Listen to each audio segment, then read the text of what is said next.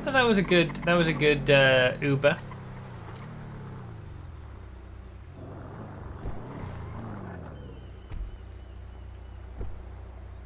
Hello, Mr. Bruff. James Bruff, I presume. My name is Benny Q, or you may refer to me as Q. Welcome to Project Homecoming Research Laboratory. Come inside and I'll show you around. Okay. I see the theme. James Bond-esque.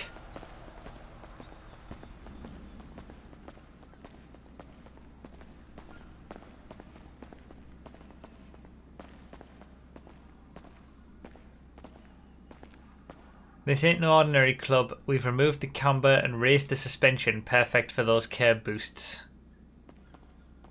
I like that they've removed the camber. Onwards 007, I mean 1322, we got plenty to show.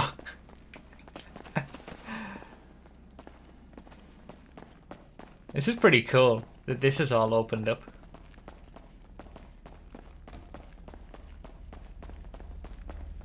Is this what it's like being James Bond? The Penumbra, we've modified the suspension again and added some liveries, including 2 Princess Robot bubblegum variants, because of course. Kids these days. Coquette D10 with some Ron stickers, extra liveries, blah blah blah, keep moving one through. Okay, sorry.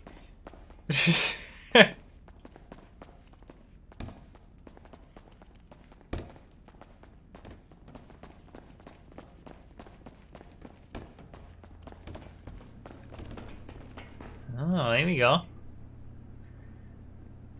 The BR8 and DR1 open wheelers have had their silly curves removed. Racing is going to be so much cleaner now. Yeah, I mean, it is better without curves. And here is the Regina. Okay.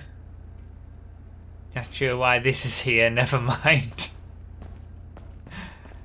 Okay, random Regina in all of this showcase. This is really cool, going through here and seeing all this. Oh, not. Yep. Our latest prototype, the Savannah, now 1322. Be careful with that massive ray gun on top. The Savannah has made its way to Project Homecoming. That is quite the gun. Alarm, alarm, alarm, evacuate the facility. We're under attack, run back to the garage. I've prepared some escape vehicles. Oh no! Oh no! Run! Oh, didn't see that on the way here.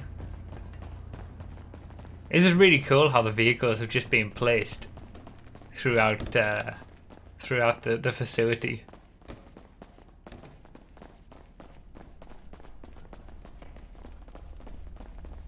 This is reminiscent of the MCEC shenanigans from back in the day.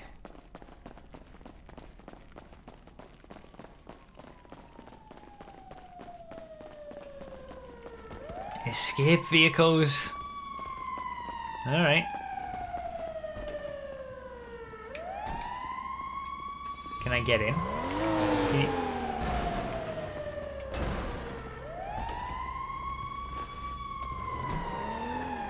The Vista 711. Look at this. Finally finished. It's finally not just a frame. Oops. And I've crashed it immediately. Not so fast, Agent Benny. Oh, that sound.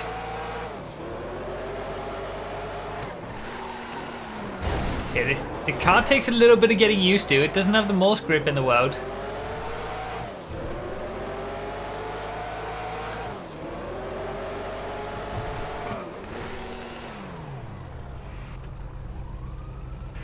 That's all for today's meetup.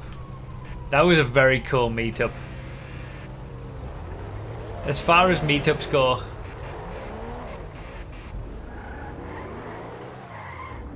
this car's going to be fun to race with. It's got a lot of power, and not much grip.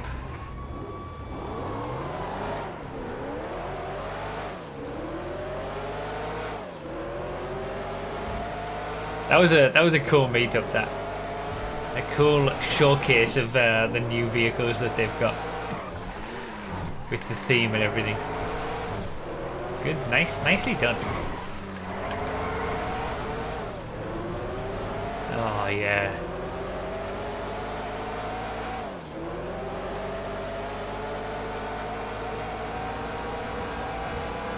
(140 mph) on the highway, 143, 144, and then it's really 145 mph. Whoops. And then it's not got the grip, and it's really sort of light, and you gotta be careful with the application of the power.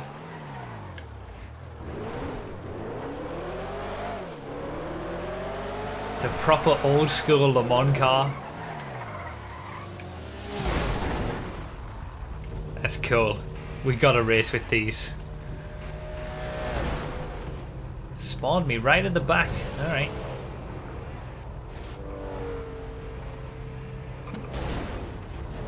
Guess I'm no longer right at the back. Everyone be careful on the first corner. Classic Blaine County 24 Hours first corner coming up in about 15 seconds.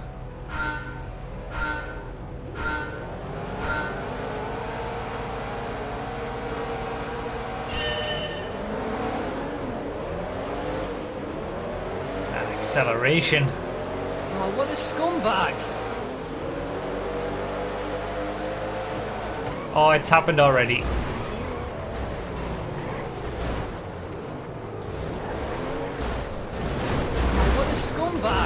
I was going so slow and I still... it's still... Told ya.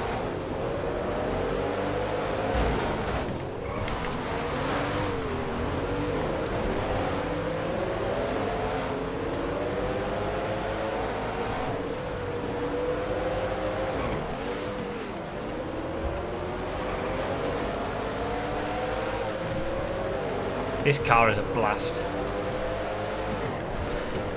I like that you can have two separate variants of it, the long tail and the shorter version, but I feel like the long tail is going to be worse from a handling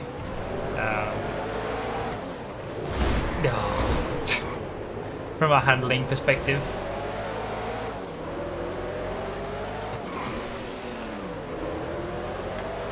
When I took this long tail off via modifications, it felt a lot easier to corner with this car, because obviously the center of mass is moved so much further back by having this long tail on.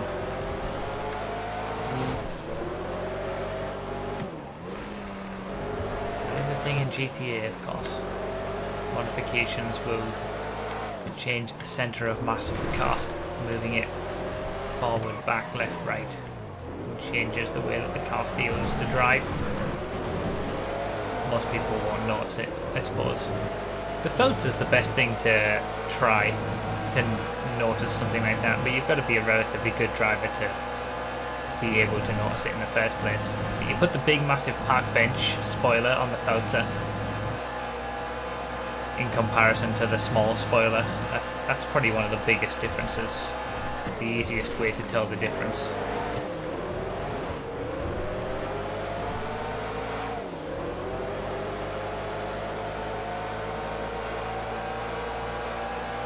Center of mass gets moved back big time on the Felter with the park bench spoiler. Feels like a completely different car.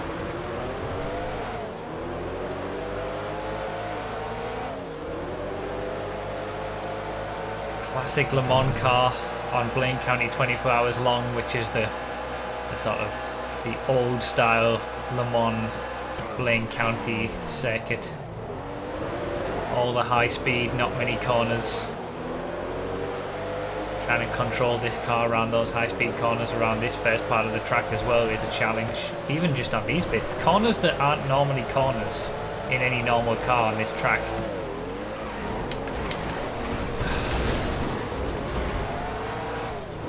Suddenly become corners.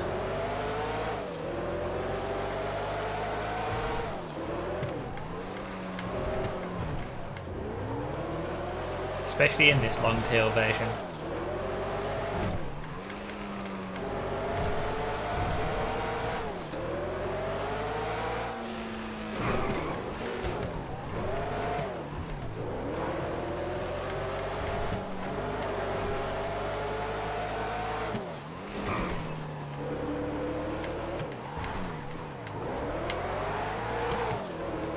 This is such a cool car.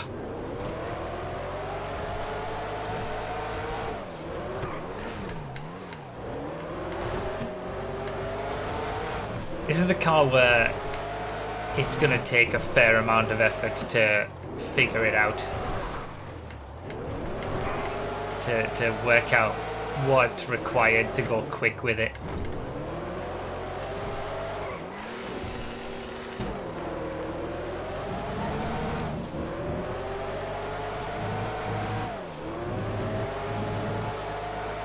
Yeah, I'm kind of surprised that the long tail and the short tail aren't just different cars. I think it's all the 711. A car that used to be a frame for months finally has a body.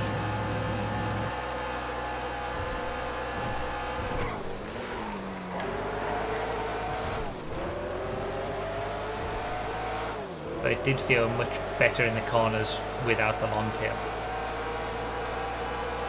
But I like the look of it better with the long tail, I think. Or at least I think I like the way that it drives. Oh, what a scumbag! With the long tail. It's like it feels more of a challenge to get it around the corners and with the high speed and everything. The short tail feels more like a normal, fast, like sports classic type car.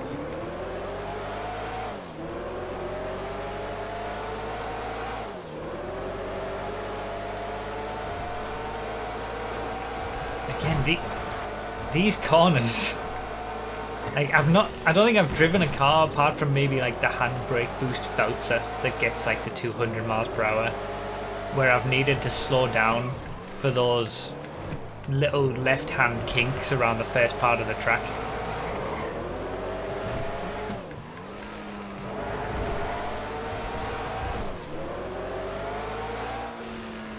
Very, very heavy steering in terms of steering response, coupled with the high power and high speed, makes it a very interesting drive.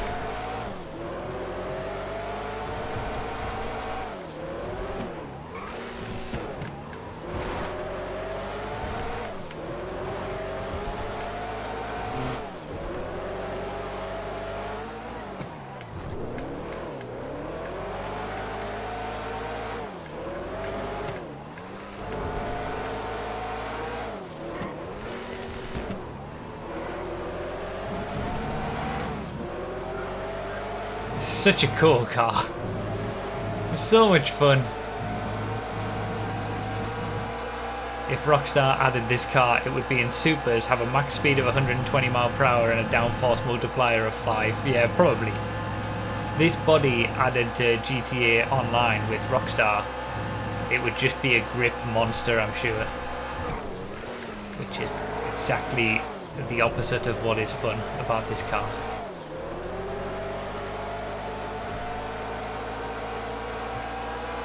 It's a shame we don't have more cars like this in vanilla GTA. High top speed, low traction. Like those are the most fun cars and most challenging cars to drive and race with. The biggest skill gap you could see.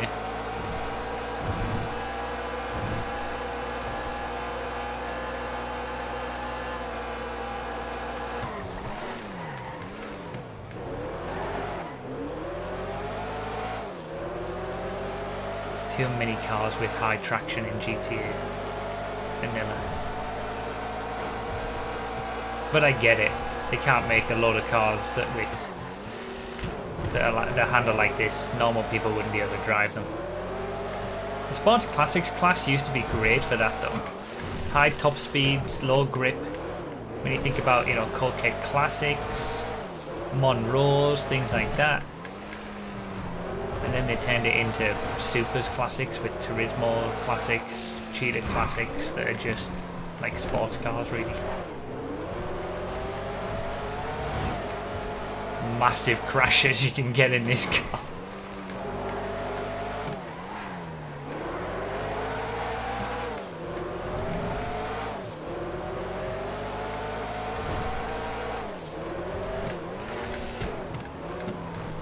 It's difficult to get a read on, like, I still don't feel comfortable and confident driving this car.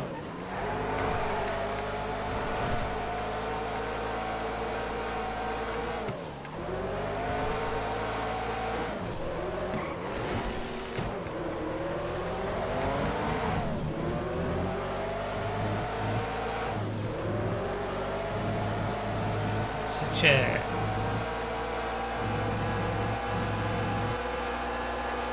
a beast.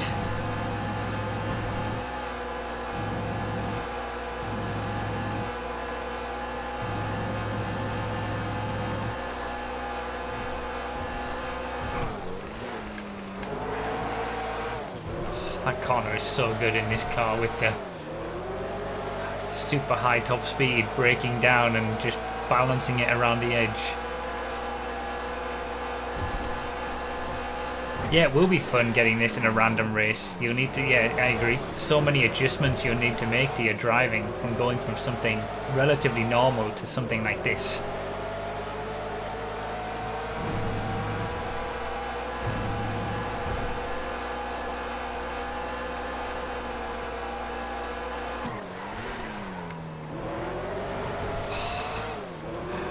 It's so much fun the way you can just like pitch it in and balance it on the exit with a little bit of a slide.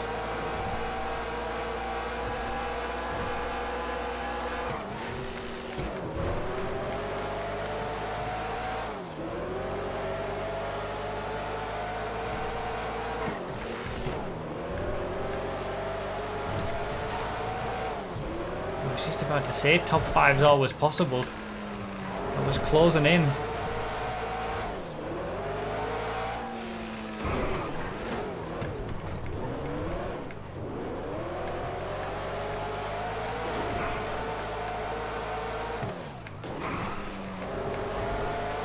There is an element of keeping up the speed and momentum as well. Like, it's not the quickest accelerating car, at least from a standstill or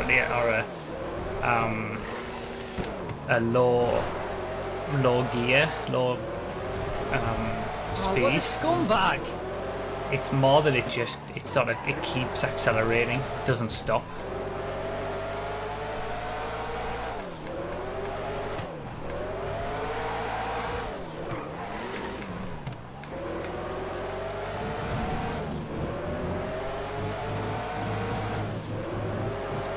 Been pleasantly nice to keep moving forward in this race.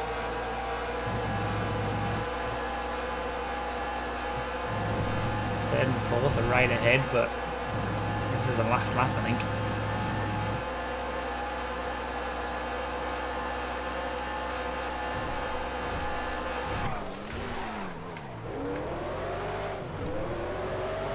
What a car. Immediately one of my favourites on the server.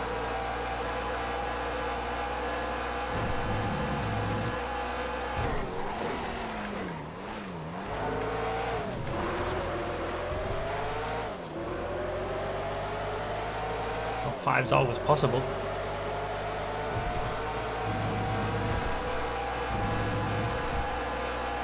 What a machine!